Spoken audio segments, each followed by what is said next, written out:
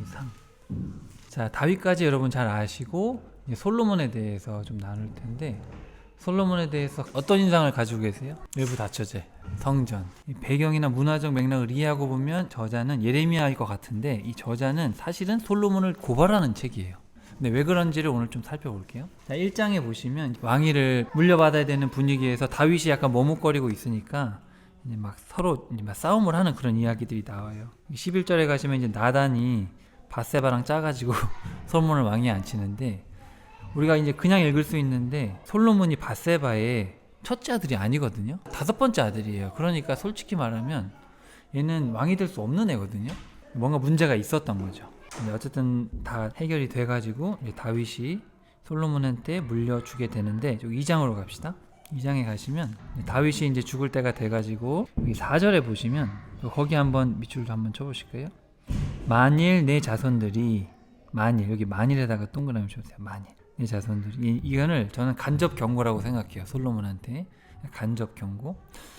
자, 만일, 이 만일이 이제 3번 더 나오는데, 이거는 이제 아빠의 입을 통해서 하나님의 말씀을 전달하는 간접 경고죠. 그러니까 너는 하나님께 충성하고 온 마음과 정성으로 올바른 길을 걸어야지 네 가문이 끊어지지 않는다. 간접적으로 경고를 하는 거예요. 유언을 남기고 다윗이 죽습니다. 그 정도로 이해하면 될 것 같아요. 근데 이제 2장에 보시면은, 자, 13절 보시면 아도니아를 죽이죠. 자기 형을 죽여요. 형을 죽이고, 또 26절에 가시면 아비아달 추방하고 요압도 죽이고, 실 권력자들, 정치 권력자, 그리고 또 군사 권력자, 종교 권력자들 다 죽여요. 힘을 얻기 위해서. 그 다음에 36절에도 시므이를 죽이죠. 근데 이게 되게 정치적인 거거든요. 사실은 다 이제 죽이는 거잖아요. 자기 정치에 걸림돌이 되는 사람들 다 죽이는 거예요, 이렇게. 자, 그 다음에 3장으로 가시면, 자, 1절에다가 한번 밑줄 쳐보실까요? 솔로몬은 이집트 왕과 동맹을 맺고 그의 딸과 결혼했다. 벌써 틀려 먹었어요.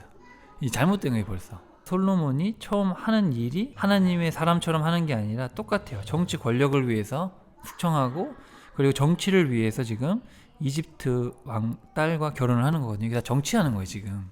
이게 지금 하나님의 사람이 할 짓이 아니거든요. 자, 그 다음에 4절에 가시면 많은 사람들이 오해하는 1천 번제를, 이게 쉬운 말에서 1천 마리의 짐승으로 번역을 잘 해놔서 오해를 안 해요. 근데 많은 사람들이 1천 번을 1천 번 제사라고 생각을 해서 헌금 봉투에 1,000번제가 있거든요. 그래서 막 1,000번씩, 그래서 10,000원씩 1,000만 원을 하고 그러는 거예요. 근데 1,000마리를 한 번에 드린 거거든요. 그리고 1,000이라는 숫자는 이제 큰 숫자죠. 근데 이제 여기서 이제 이게 참 왜곡되는 게, 정성을 지극히 바치면 하나님께서 소원을 들어주신다. 요게 기복신앙이에요. 근데 우리나라에 한국교회 1,000번제 봉투가 없는 교회가 별로 없어요. 되게 많아요. 거의 다 있어요. 이거 진짜 기복적인 거거든요, 그거는. 그러니까 하나님 이용해 먹는 거지, 사실은. 내가 1,000번이나 정성을 바칠 테니까 내 기도 들어달라 아니에요. 잘못했죠, 번역도. 목사들도 잘못 이해하고 있고. 1,000마리 번제다, 그렇게 생각을 하시면 되고, 뭐를 구했냐면은, 자, 여기 9절에 가시면 지혜로운 마음이라고 이제 번역을 했어요. 근데 성경에 보면 듣는 마음입니다. 지혜는 재판 때문에 만들어 놓은 얘기고, 우리가 저번에 나눴을 때 이 듣다라는 말은 순종한다라는 말과 같은 개념이라서 순종하는 마음을 주십시오. 또 재판할 때 백성들의 마음을 잘 듣고 하나님의 뜻대로 할 수 있도록 해주십시오. 이렇게 했는데, 요거는 잘했던 것 같아요. 그래서 하나님도 이거에 대해서는 좋게 생각을 하셨죠. 근데 14절, 여기 지금 만일이라고 안 써있는데 원문에 보면 있어요. 만약, 이게 경고예요. 직접 경고하시는 직접 경고 1. 만일 네가 아버지처럼 신실하게 명령과 법도를 지킨다면 나는 네가 오래도록 장수하도록 복을 줄 것이다. 이게 뭔지 아시겠죠? 지금 하나님이 지금 솔로몬이 문제가 있다는 걸 알고 계세요. 그래서 계속 경고를 하시는 거예요. 아니나 다를까 아까 우리가 3장 1절에 살펴봤듯이 이집트 여자는 결혼을 했잖아요. 근데 그 전에 이미 결혼을 했거든요. 이미 부인이 있었어요. 있는데 정략적인 결혼을 또 한 거예요. 이 솔로몬이 완전 정치꾼인 거예요, 이 사람이. 그리고 솔로몬의 재판 이야기가 나오죠. 자, 그 다음에 이제 4장으로 갑시다. 4장에 가면은 행정구역을 개편하는데, 11절에 보시면 돌지대는 솔로몬의 딸 아밧을 아내로 삼은 벤 아비나다. 이거 누구예요? 딸의 남편이면 누구죠? 사위를 앉혀놓는 거예요, 사위를. 거기 11절에 사위를 앉혀놓고 15절도 사위를 앉혀놓습니다. 근데 이 지역을 어떻게 하냐면은 지파별로 원래 다스리게 돼 있는데 지파를 다 섞어버려요. 지파를 섞어버리고 자기 측근들을 앉혀요. 사위를 비롯해서. 이거 범죄거든요, 범죄. 하나님은 지파별로 살라 그랬어요. 왜냐하면 그래야지 힘이 분배가 되니까. 근데 이렇게 힘이 한쪽으로 몰리면은 정치가 흐려지면 하나님 떠나니까. 이것도 범죄입니다, 범죄. 그래서 지금 3장에서는 이집트 여자랑 결혼하죠. 그리고 4장에서는 하나님이 만들어 놓은 토지법을 다 그냥 뭉개버리죠. 지방 호족들, 지방에 힘센 사람들을 다 이제 무력화시켜야 정치하기가 편하니까 섞어버린 거예요, 그냥. 이거 범죄예요. 하나님 그렇게 하지 말라 그랬거든요. 그리고 6년 동안 땅을 빌려 쓰더라도 7년째는 제 지파한테 돌려줘라. 그래야지 부의 균형이 유지가 된다 이거예요. 근데 솔로몬은 없애버렸어요. 지금 이게 고발하고 있는 거예요. 이 열왕기 기자가 고발하고 있는 거예요. 이제 여기 20절부터 쭉 보면은 뭐 22절에 보시면은 왕이 뭐 식량은 밀가루 30섬 해가지고 어마어마한데 이게 다 지금 사실 사치거든요. 특별히 26절 보세요. 솔로몬 왕은 전차를 끄는 말을 두는 마구간을 4만 칸. 이거 사치죠, 사치. 이런 이야기들을 하고 있습니다. 그냥 읽으면 솔로몬이 참 복받았다 이렇게 생각할 수 있는데 알고 보면 전혀 그렇지 않아요. 왜냐하면 나중에 살펴보겠지만 신명기에 보면은 왕은 말을 많이 두지 말아라 이렇게 말씀하시거든요. 그것도 이따 살펴볼게요. 자, 그 다음에 이제 5장으로 가면은 성전 건축을 준비하는데 성전 건축을 할 때 누구를 데려오죠? 바알을 섬기는 두로의 사람들을 데려와요. 근데 그 사람들이 바알 신전 만든 사람들이거든요. 그래서 어떤 사람들은 솔로몬 성전이 하나님이 기쁘게 받으시긴 했지만 그 양식이나 이런 게 너무 이방적인 요소가 많다는 거예요. 예를 들어서 물두멍이 있는데 물두멍 밑에 송아지 12마리가 있거든요. 왜 물두멍 밑에 송아지가 있을까? 그걸 좋게 해석할 수도 있겠지만 여기서는 좋게 얘기를 하고 있지만 예를 들어서 8절에도 보시면 두로가 쉽게 말하면 바알 숭배의 중심지예요. 그러니까 이 두로 왕은 하나님을 안 믿는 사람인 것뿐만 아니라 두로의 바알 대제사장이 거기 있었단 말이죠.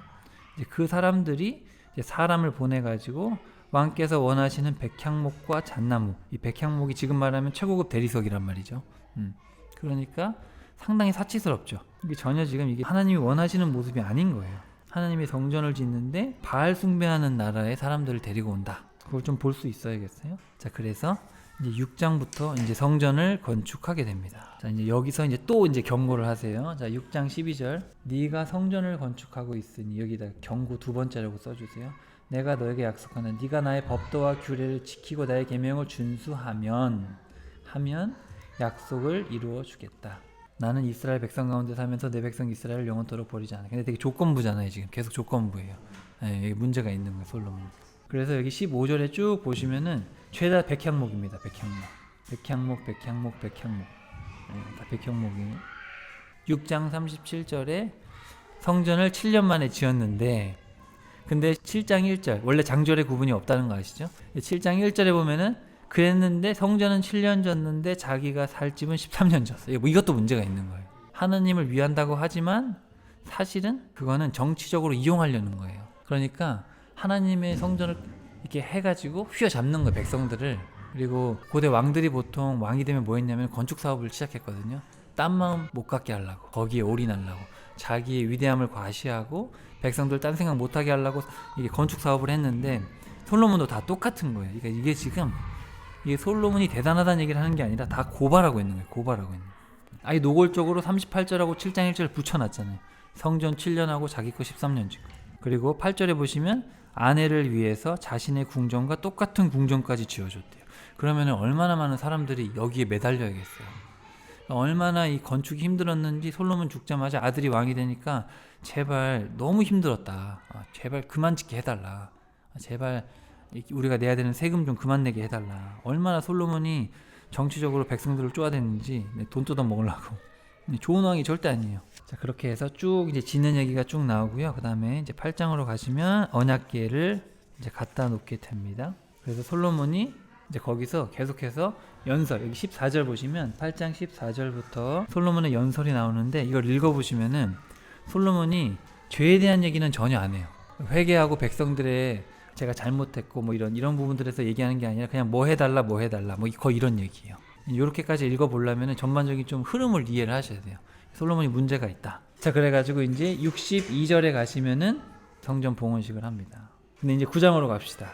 자, 성전 봉헌식까지 했으면은 엄청 좋은 일들이 일어나야 되는데 여기 2절에 보시면은 솔로몬이 성전과 궁정 짓는 공사를 20년 동안 해놓고 자기가 20살 정도의 왕이 된 것 같은데 이제 40살이 될 때까지 건축만 한 거예요. 주구장창.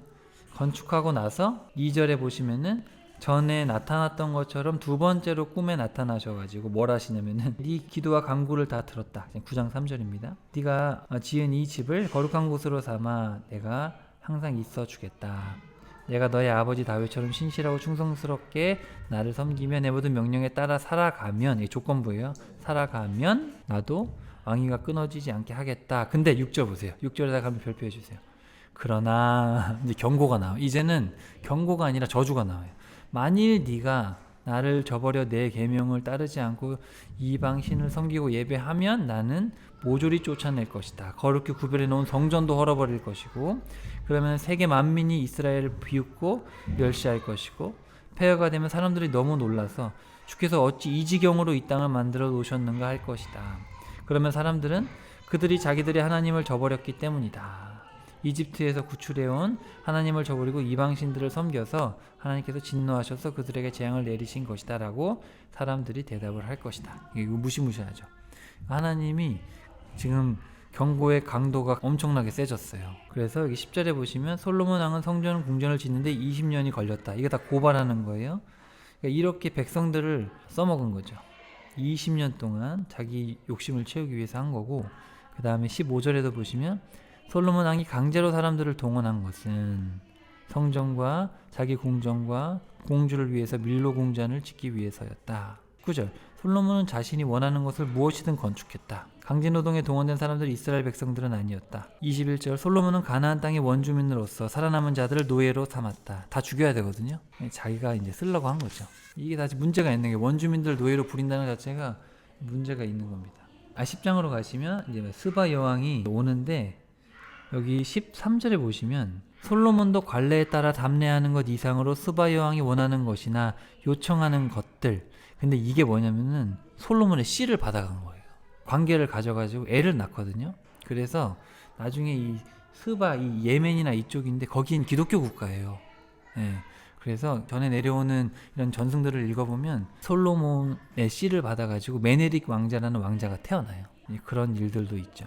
그러니까 이것도 어떻게 보면 고발인 것 같아요. 직접적으로 노골적으로 고발하진 않았지만 솔로몬은 어쨌든 삶이 거룩한 것도 아니고 허영심도 많고 하여튼 문제가 많은 사람이에요. 그리고 이제 부귀영화 같은 것들을 이제 얘기하는데, 자 여기 보시면은 16절에 보시면은 금을 두드려서 방패를 만들었다. 방패는 동으로 만들어야 되는데 금으로 만들어요. 이게 문제가 심각한 거죠. 그리고 엄청나게 이제 사치품들을 쭉 써 있어요. 막 엄청나게 많아요. 그리고 26절에 가시면은 나라 안에 전차와 말을 소집했더니 전차가 1400대, 말이 12,000마리. 하나님 싫어하는 건 골라서 하고 있어요, 지금. 거기다가 이제 11장으로 가시면은 파라오의 딸 외에도 모압, 암몬, 에돔 해가지고 일부 다처제. 그래서 하나님 말씀을 어겼죠. 그래서 3절에 보시면 왕비 700명, 첩이 300명. 그리고 4절 솔로몬은 자기 아버지 다윗과 달리 주를 온전히 섬기지 않았다. 그래서 여기 9절 10절에 보시면 이제 나와요. 솔로몬에게 진노하셨다. 2번씩이나 나타나셔서 경고를 하셨으나 따르지 않았다. 그래서 결국은 14절부터 이제 솔로몬의 대적들을 하나님이 이제 일으키시게 되고요. 그다음에 이제 11장 끝에 가면 솔로몬이 이제 죽게 됩니다. 슬픈 얘기죠. 슬픈 얘기예요, 진짜. 자, 우리 신명기 한번 볼까요? 신명기 17장 14절에 보시면, 자, 여러분이 만약에 왕을 세우고 싶어 할지도 모릅니다. 그런 경우에는 절대로 외국인을 뽑아서는 안 되고, 왕은 자기 자신을 위해서 말을 많이 보유해서도 안 되고, 그리고 17절에 아내를 많이 두어서도 안 됩니다. 또 17절 뒤쪽에 보시면 자기를 위하여 은과 금을 너무 많이 쌓아두어서도 안 되고, 왕위에 오른 사람은 레위지파 제사장들이 보관하고 있는 율법책을 베껴다가 항상 가까운 곳에 두고 평생 동안 읽어야 합니다. 그럼으로써 왕은 주를 경외하는 법을 배우고 율법책의 모든 말씀과 규정들을 실천해야 됩니다. 그렇게 하면 왕이 교만해져서 자신의 동족을 얕잡아 보는 일이 생기지 않을 것이고 주님의 명령에서 좌로나 우로나 벗어나는 일이 없을 것입니다. 이렇게 율법에 명시되어 있는데 솔로몬은 다 어겼어요. 말 많이 뒀죠. 아내 많이 뒀죠. 금방패 만들었죠. 그리고 여기 백향목에 대한 설명이 없는데 제가 한번 말씀드렸던 것 같아요. 백향목은 비싸고 이스라엘에 없고 그리고 무거워요. 근데 이스라엘은 잔지진이 많고 그 여기는 뽕나무가 많은데 뽕나무는 가볍고 그래서 이제 돌로 쌓은 다음에 이렇게 나무 같은 걸로 천장을 하고 할 때 가벼운 나무로 해야 된대요. 흔한 나무.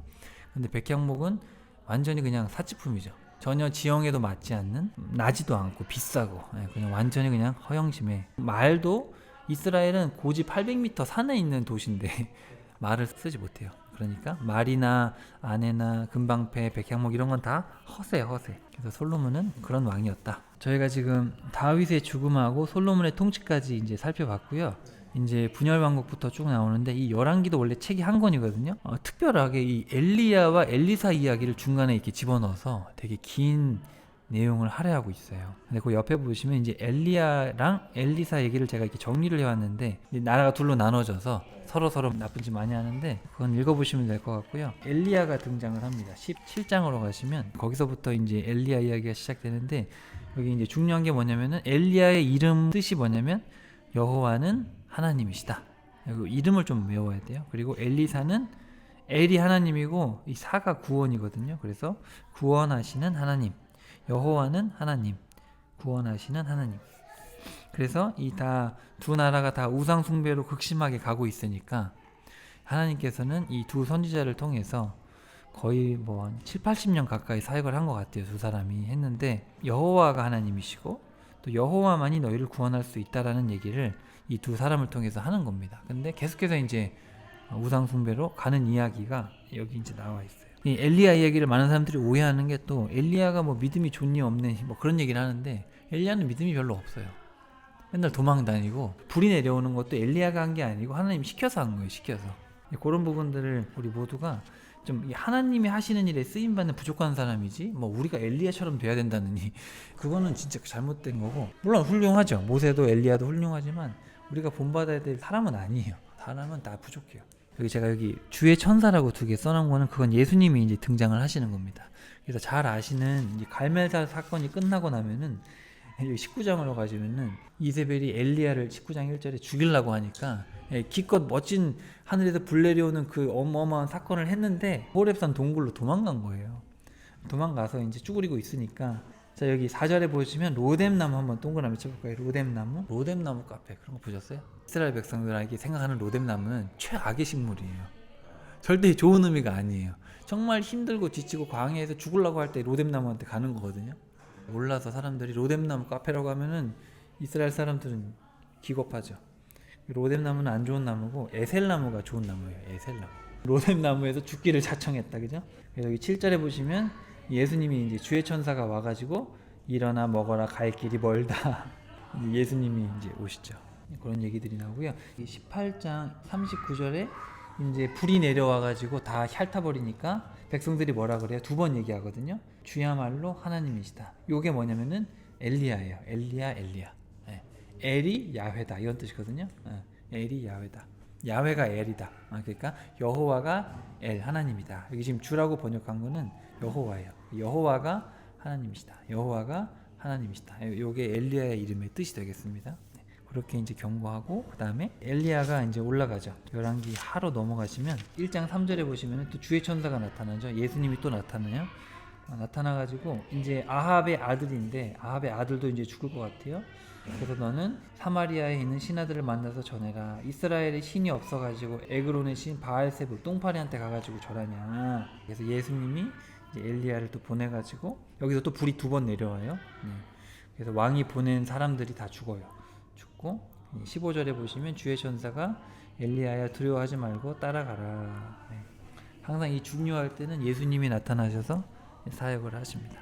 그리고 이제 엘리사로 넘어가죠. 이제 구름 타고 올라가니까, 회오리 바람 가운데 올라가니까 그 다음에 이제 엘리사가 나타나서 하는데, 이거는 뭐 다 살펴보긴 어려울 것 같아요. 다음에 한번 기회 되면 자세히 보고요. 여기 제가 도표에 여기 보시면 엘리야의 이야기는 구원의 이야기가 아니라 여호와가 하나님이라는 불 내려오는 사건, 그거를 보여주는 거고, 엘리사는 여기 보시면 제가 10가지를 써놨는데 생명을 구원하고, 그래서 먹을 수 없는 물을 깨끗하게 해서 물을 마시고, 가정을 구원하고, 과부와 수냄 여인을 돌봐주고, 또 제자들이 음식 먹다가 독이 있어가지고 죽어가니까 독 없애주고, 그리고 나병 걸렸던 나아만 장군하고, 또 어떤 사람이 세독기가 없었기 때문에 블레셋 가서 빌려왔었어야 돼요. 그때는 되게 비싼 거예요.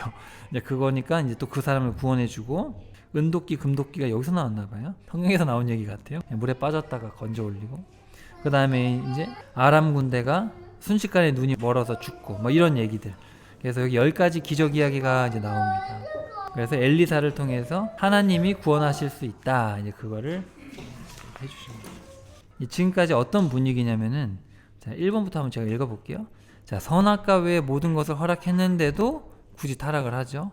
또 홍수로 심판해서 다시 시작했는데 인간도 타락하고, 바벨탑을 쌓고 또 대적해서 언어를 나눴는데도 흩어져서 죄짓고, 아브라함의 나라를 세워서 율법을 줬는데도 타락하고, 사사시대 재판관들을 세웠는데도 타락하고, 이제 하나님 필요 없다 그래서 하나님이 물러나시고 인간 왕을 세워줬는데 타락하고, 근데 왕들이 다 나라를 말아 먹어가지고 나라가 둘로 나눠져서 그나마 유다지파라도 잘해보라고 했는데 유다지파도 타락하고, 그리고 심지어 이제 하도 말을 안 들으니까 다른 나라들 뭐 아람이나 아수르 그런 강대국을 데리고 와서 때려도 말을 안 들어요. 그래서 이제 9번에 오시면 하늘에서 불이 내려와서 다 젖어 있는 땅과 제단을 다 바싹 말라버리는 그런 기적을 보여줘도 타락하고, 그리고 엘리사를 통해서 수많은 10가지나 되는 구원의 기적을 보여줘도 믿지 않는 거예요, 사람들이. 그러니까 하나님은 지금 하실 수 있는 걸 최선을 다하고 있어요. 이 인간을 구원하기 위해서 할 수 있는 방법을 지금 총동원하고 있는데도 돌아오지 않고 있다. 그래서 성경은 이 하나님의 입장을 좀 읽어낼 수 있어야 돼. 하나님 참 안쓰럽다. 그런 마음이 좀 들 필요가 있어요. 자, 열왕기하 14장. 이제 여기서부터 여러분이 조금 읽기가 어려우실 건데, 처음에 나라가 둘로 나눠지니까 국경을 놓고 싸워요. 땅 따먹기를 해요. 그래서 그 기간이 남북 경쟁 시대예요. 처음에 누가 땅을 더 많이 할까 해서 막 싸워요. 그랬다가 하나님이 이놈들이 말을 안 들으니까 위쪽에 있는 시리아, 이 아람이 쳐들어오게 합니다. 그러니까 서로 화해를 하는데, 화해하는 방법이 뭐였냐면 사돈 관계를 맺는 거예요. 그래서 아합이 이세벨하고 결혼을 해서 낳은 딸을, 아달랴를 이 여호사밧의 자녀랑 결혼을 시켜요. 그래서 이제 사돈 관계가 돼요. 그렇게 해서 이제 아람이 쳐들어오는 거를 잘 버티고 있는데, 둘 다 이제 남북이 다 썩어갈 판이니까 예후라는, 여기 빨간 글씨 보이시죠? 오른쪽 이스라엘의 예후라는 왕, 이 엘리사 때 사역했던 사람인데, 이 예후라는 사람을 들어서 남북의 왕들을 다 죽여버립니다. 너무 악해져가지고. 다 죽여버리니까 어떻게 되겠어요? 남북이 단절이 되는 거예요. 남북이 단절이 되고, 이제 그러면서 이제 북이스라엘은 돌이킬 수 없는 강을 건너가서 이제 망하게 돼요.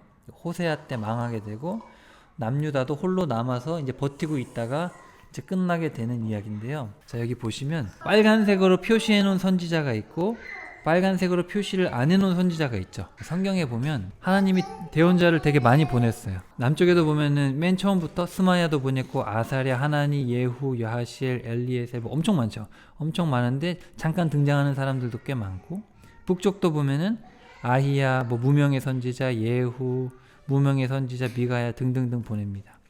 근데 우리가 성경에서 자세히 알 수 있는 사람들은 요 사람들이죠. 그래서 엘리야와 엘리사에 대해서 제가 설명을 드렸는데, 자, 엘리야와 엘리사가 사역할 때가 그때예요. 그때 아합부터 시작해가지고 여로보암 2세 전까지, 그까지 이제 사역을 하고 나서 이 사람들은 책을 기록하지 않죠. 근데 이제 이 여로보암 2세에다가 한번 별표 한번 쳐보실래요? 열왕기하 14장 23절. 이 사람이 했을 때 북이스라엘이 제일 잘 살았어요. 잘 살았는데 제일 악해요. 24절 보시면 여로보암 2세는 주께서 보시기에 악한 일을 행했고 이스라엘 백성을 죄악 가운데 빠뜨렸다. 우상 숭배 죄에서 돌이키지 아니하고 그것을 본받았다. 자, 그 옆에다가 동그라미 하시고 요나라고 쓰세요. 요나. 그때 요나 선지자가 등장을 하는 거예요. 그때. 그래서 25절에 보시면은, 그러나 그는 북왕국 이스라엘의 국경을 넓혀서 하맛 어기에서부터 남쪽 아라바 바다까지 옛 영토를 회복했다. 그러니까 정치를 잘한 거예요. 땅이 넓어졌어요. 이로써 일찍이 주 이스라엘의 하나님께서 자기 종이요 가드 헤벨 출신으로 아미떼의 아들인 요나 예언자를 통해 하신 말씀이 그대로 이루어졌다. 이 여로보암 2세가 정치는 잘하는데 우상 숭배를 범하니까 요나를 보내가지고 다른 나라로 보냈죠. 아수르를 싫어했는데 아수르의 수도에 저 니느웨에 가가지고 갔더니, 원래 3일 동안 외쳐야 되는데 가기 싫었는데 억지로 가가지고 하루 외쳤더니 회개하니까 하나님 용서를 해준 거예요. 그거를 보고 깨닫고 와가지고 우리도 회개해야 됩니다. 외쳤을 거 아니에요. 요나가 외쳤는데 돌아오지 않았죠. 그 얘기가 요나입니다. 그 다음에 29절로 가시면 여로보암 2세가 이제 죽고 다른 왕이 등장을 하게 되는데, 요 여로보암 2세가 죽었을 즈음에 누가 나오냐면은 그 옆에다 써주세요. 거기 바로 아모스, 호세아, 요엘, 거기다 써놓으시면 돼요. 그때 거기서 읽으면 돼요. 29절까지 15장 읽기 전에 아모스, 호세아, 요엘을 읽으시면 됩니다. 제가 그 사람들의 이름을 써놨는데요. 북이스라엘이 먼저 악해지니까 하나님이 엘리야를 보냈는데, 자, 엘리야의 이름의 뜻이 뭐라고요? 거기 써 있어요. 여호와가 하나님이시다. 예. 그래서 하늘에서 불을 내리는 것을 통해서 바알이 아니라 여호와가 하나님이시라는 걸 보여줬고, 그 다음에 엘리사의 이름은 뭐예요? 구원은 하나님이시다. 꼭 뒤에서부터 하면 돼요. 구원은 하나님이시다.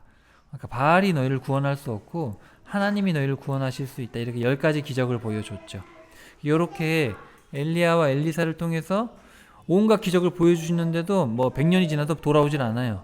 그러니까 이제 요나를 보내가지고 다른 나라에 갔다 오게 하죠. 요나의 이름의 뜻이 뭐냐면 비둘기입니다. 그래서 요나가 비둘기처럼 가가지고 거기서 회개하는 역사를 경험하고 나서 우리도 회개해야 된다, 이렇게 평화의 이야기를 전해줬지만 돌아오지 않았고, 그리고 이제 마지막으로 경고하시는 거예요. 아모스와 호세아를 통해서 하나님의 속마음을 이제 드러내시는데, 아모스의 이름의 뜻이 뭐냐면 무거운 짐진 자. 근데 하나님의 마음이 되게 무거워요. 그래서 아모스를 통해서 뭘 하라 그러시냐면 정의와 공의를 행해야 산다. 이제 그 얘기를 하십니다. 정의와 공의가 없다. 그리고 이제 호세아란 이름의 뜻이 구원. 그래서 호세아는 음란한 여인과 결혼을 해가지고 음란한 자녀들을 낳아 보니까 죽겠는 거예요. 너무 힘들어서. 그랬을 때 하나님의 마음에 공감을 해가지고 하나님을 알기에 힘쓰자. 하나님 사랑으로 돌아가야 된다. 그래서 아모스와 호세아는 공의와 정의를 외쳤고, 호세아는 하나님의 사랑을 알아야 된다. 그 두 가지를 외쳤어요. 그러니까 정의와 사랑, 그렇게 아모스와 호세아를 이해하시면 될 것 같아요. 그렇게 하고 나서 이제 최후 경고가 요엘입니다. 요엘은 하나님은 여호와이시다, 이런 뜻이고요. 요엘서는 그냥 경고예요, 경고. 요엘서에 보면은 이제 성령 강림과 나중에 천년왕국과 최후 심판까지 다 얘기를 하고 있습니다. 그러니까 나중에 너희들이 회복될 날이 있다. 회복될 날이 있으니까 지금 빨리 돌아와야 된다. 그런 얘기를 하고 있죠. 자, 그렇게 북이스라엘은 정리하시면 될 것 같아요. 여기에 패턴이 있어요. 저기 보시면 제가 써놨죠. 기적, 이방, 경고, 심판. 그 패턴이 있어요. 그러니까 처음에는 기적을 보여주세요. 사람이 신앙이 없으니까 어떤 초월적인 기적을 통해서 돌아오게 하는데 사람이 기적 보고 돌아오질 않아요. 돌아오지 않아서 이제는 다른 나라를 이용해서 하나님이 이야기를 하시게 됩니다. 그런데도 이제 말을 안 들으면 직접적으로 경고하시고 심판하시는 패턴으로 가는 거예요. 네. 자, 그렇게 북이스라엘 이해하셨죠? 패턴을 외우시면 돼요. 이건 좀 외워야 돼요. 엘리야, 엘리사, 기적. 그 다음에 요나, 이방. 아모스, 호세아, 경고, 요엘, 심판. 이렇게 딱 머리에 넣어 놓으시면은 외우기가 편합니다. 요엘이 심판에 가는 거예요. 먼 미래의 심판에 대해서. 자, 그렇게 해서 북이스라엘 했고요. 여기 이제 남유다로 가볼게요. 16장 끝으로 17장 앞에 16장까지 가면은 히스기야가 이제 왕이 되거든요. 히스기야 많이 들어보셨죠? 히스기야가 병에 걸렸는데 기도하니까 수명을 연장시켜주고 뭐 그런 이야기 나오잖아요. 히스기야도 정치꾼에 불과합니다.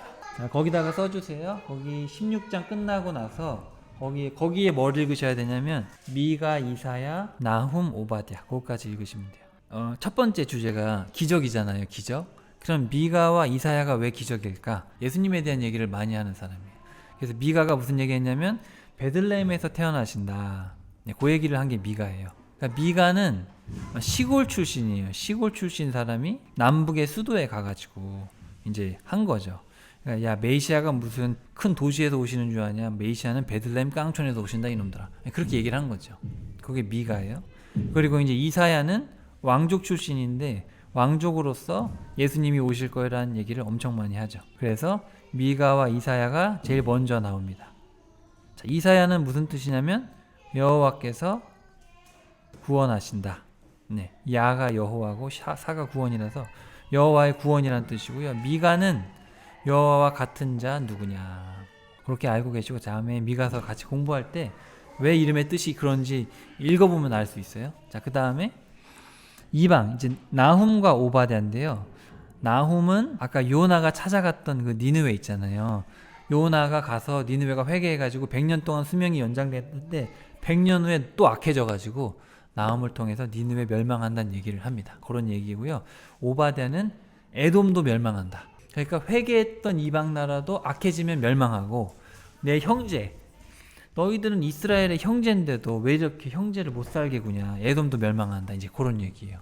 나훔과 오바댜가 이방이에요. 근데 나훔의 뜻이 위로거든요. 근데 이게 왜 위로가 되냐면은 그 아수르가 되게 나쁜 놈들이잖아요. 나쁜 놈들인데 회개해서 용서해 줬지만 결국은 하나님께서 심판하시는 거 보면 하나님께서는 어쨌든 악한 자들은 심판하시기 때문에 의인에게는 그게 위로가 되는 거예요. 그리고 오바댜도 에돔 형제를 보살피지 않은 것에 대해서 하나님이 아주 분노하십니다. 그래서 항상 이 에돔에 대해서 되게 적나라하게 말씀하시고, 자, 그 다음에 이제 경고할 차례가 남았죠. 경고는 자, 이제 좀 넘어가야 돼요. 23장이 끝나고 24장 들어갈 때. 그래서 그냥 24장 옆에다 써놓으시면 될 것 같아요. 23장 끝에 쓰시든지 24장 앞에다가 스바냐, 하박국, 예레미야가 그때 등장합니다. 스바냐 바로 여호와께서 숨기신다. 의인이 있으면 여호와께서 숨기시고, 하박국은 뭐냐면은 포옹이란 뜻이에요. 그래서 하나님은 의인을 품으시죠. 근데 이게 또 씨름이란 뜻이 있어요. 하박국이 하나님하고 막 씨름하거든요. 하나님한테 막 대들어요. 하나님, 아니 우리는 의인이고 바벨론 저놈들 악인인데 악인이 쳐들어오는 걸 방관하는 거 아닙니까? 하나님 직무유기 아닙니까? 하나님 무슨 말씀하시나 들어봅시다. 그래가지고 산꼭대기 올라가서 들으려고 하는 거예요. 하나님 할 말 없죠? 이렇게. 그런데 하나님이 그때 뭐라 그러시냐면은, 야 그래 바벨론이 악인인 건 맞는데 의인이 있으면은 의인은 나의 신실함 때문에 산다. 이제 그런 얘기를 해요. 내가 신실하기 때문에 나는 의인을 가만히 버려두지 않는다. 이제 그런 얘기를 합니다. 그러니까 하나님은 의인을 품으시는 거예요. 포옹하신다. 하박국의 이름. 그래서 의인은 숨기시고 의인은 품으신다. 그런 얘기를 스바냐와 하박국을 통해서 하고 있어요. 근데 그게 경고예요. 왜냐하면 이스라엘에는 숨기고 포옹할 만한 사람이 없어요. 그게 바로 예레미야서에 가면 나와요. 예레미야서 5장 1절에 보면 너는 빨리 뛰어다니면서 예루살렘 성 전체를 돌아다니면서 정의와 공의를 행하고 진리를 추구하는 사람 한 명만 데려오면 내가 용서하겠다. 한 명이 없어요. 하나님이 숨기시고 품을 만한 사람이 없어. 그런 얘기고요. 자, 그 다음에 예레미야의 뜻은 뭐냐면은 여호와께서 세우신다. 자, 그래서 열왕기하 25장으로 가셔서 나라가 망했어요. 이제 맨 끝에 예레미야 애가랑 에스겔서를 읽으시면 되겠습니다. 25장 30절 끝에다가 예레미야 애가를 거기서 읽으면 돼요. 나라가 초토화된 상태에서 예레미야가 울고 있는 그런 장면이고, 그 다음에 이제 하나님이 얼마나 분노하시는지 에스겔서를 읽어보면 됩니다. 그렇게 두 번씩 정리하면 돼요. 자, 그래서 다시 미가 이사야를 통해서 결국은 기적이 일어나야 된다. 예수님이 오실 거다. 네, 그래서 기적. 그 다음에 나훔과 오바댜를 통해서 회개했던 니느웨도 망하고 네 형제 에돔도 망한다. 이렇게 이방을 통해서 경고하시고요. 그 다음에 하나님이 정말 원하시는 거는 정의와 공의를 행하는 건데, 그렇게 하면 하나님이 숨기시고 하나님이 품으신다. 하박국, 스바냐를 통해서 말씀을 하셨고, 그리고 이제 예레미야와 에스겔을 통해서는 여호와께서 세우시고 여호와께서 강하게 하시는 거죠. 근데 이제 하나님께서 심판하시는데 그럴 사람이 없어요. 그래서 예레미야와 에스겔을 통해서 심판하시는 이야기. 그 예레미야랑은 하나님이 같이 우세요. 너무 슬프니까 같이 울고, 에스겔한테는 막 어마어마하게 분노하십니다. 분노를 에스겔을 통해서 보여주시죠. 그렇게 두 권씩 묶으면 되고, 북이스라엘은 두 권 한 권 이렇게 묶으시면 돼요. 그러면은 여러분이 큰 그림을 다 가지고 가시는 거고, 여기 보시면 이 사람들의 이름을 잘 외워야 돼요. 이름의 뜻을 잘 알고 있으면 이 맥락을 이해하시기 편할 겁니다. 그렇게 해서 벌써 왕정기 마쳤고, 이제 다음 주에 아마 포로기 이후에 하면 끝날 것 같아요. 구약은 한 번 하면 끝날 것 같고, 신약 몇 번 하면 끝납니다. 다니엘은 이제 잡혀간, 그러니까 에스겔 이후죠. 에스겔하고 겹치는데 이제 바벨론 포로지에 있었던 일을 중심으로 가는 거고, 학개와 스가랴는 이제 돌아오고 나서 성전 건축을 못 하고 있으니까 응원하는 사람들을 2명 보내요. 그게 학개와 스가랴입니다. 말라기는 이제 돌아왔는데 성전도 건축했는데 지상생활 제대로 안 해서 끝나는 얘기예요. 큰 그림에서 이렇게 선지자들이 부르심을 받았구나 정도로 이해해 주시면 좋을 것 같아요. 그리고 우리가 이 역대기라는 책 있잖아요. 열왕기랑 비슷한 내용들이 많이 나오거든요. 역대기는 역사를 주석해 놓은 건데, 이거는 언제 읽어야 되냐면은 에스라가 나라를 재건할 때 읽어야 돼요. 재건할 때 나라를 재건할 어떤 가치관이 필요하기 때문에 역사를 다시 쓴 거예요. 열왕기는 있는 그대로 썼다면 역대기는 좀 나라를 재건하는 입장에서 좋은 이야기들만 골라 썼어요. 나쁜 이야기들은 안 쓰고. 에스라가 썼을 가능성이 농후합니다. 뭐 딱 그렇게 얘기하기는 어렵지만 열왕기는 예레미야가 썼을 것 같아요. 열왕기는 왜냐하면은 필체가 비슷해요. 비슷하고 내용도 중복되는 게 많고. 근데 아무튼 이 모세가 쓴 거랑 예레미야가 쓴 거랑 중간중간에 사람들이 다 쓴 거를 나중에 최종적으로는 이 에스라가 편집한 것 같아요. 최종 편집은.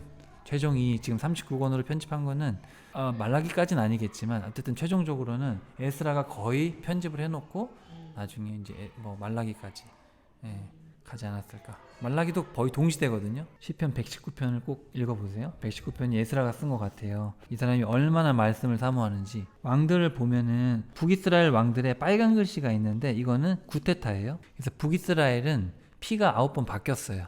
남쪽 같은 경우는 아달랴 여왕이 한 번 있었던 거 빼고는 다 다윗의 후손들이고, 북이스라엘 같은 경우는 벌써 뭐 여로보암부터가 뭐 다윗의 그게 아니라 솔로몬의 부하였거든요. 에브라임 지파죠. 그러니까 북이스라엘은 아예 그냥 달라요. 그래서 여기 구테타를 9번 일으켰죠.